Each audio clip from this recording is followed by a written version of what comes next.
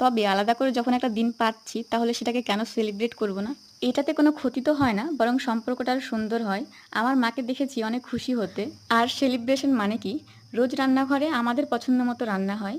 আজ না হয় আমি মায়ের পছন্দ মতো রান্না করে খাওয়ালাম। আর নিজের সামর্থ্য মতো ছোট্ট একটা গিফট যা মাকে খুশি করবে। কিছু ভুল বলে থাকলে ক্ষমা সুন্দর দৃষ্টিতে দেখবেন। আমার কেক বানানোর শুরুটা কিন্তু এই মাদার্স ডে, ফাদার্স ডের হাত ধরেই। লকডাউনে তো বাইরে কোনো কেক পাওয়া যেত না। তখন মাদার্স ডেতে নিজেই বাড়িতে কেক বানাতে শুরু করি। তখনই মাথায় আসে কেক বিজনেসের কথা। এই কেকটার ফুল মেকিং ভিডিও কিন্তু আমি অলরেডি পোস্ট করে দিয়েছি, চাইলে দেখে আসতে পারো। মায়ের জন্য ছোট্ট একটা গিফট নিয়েছিলাম, এটা আমার আর দাদার দুজনের তরফ থেকেই। নিজের উপার্জনে কাছের মানুষগুলোকে গিফট করার অনুভূতিটা আলাদা, যা কোনো কিছুর সাথে তুলনা করা যায় না। সোনার দাম দিন দিন এত বাড়ছে যে কিছুই বলার নেই।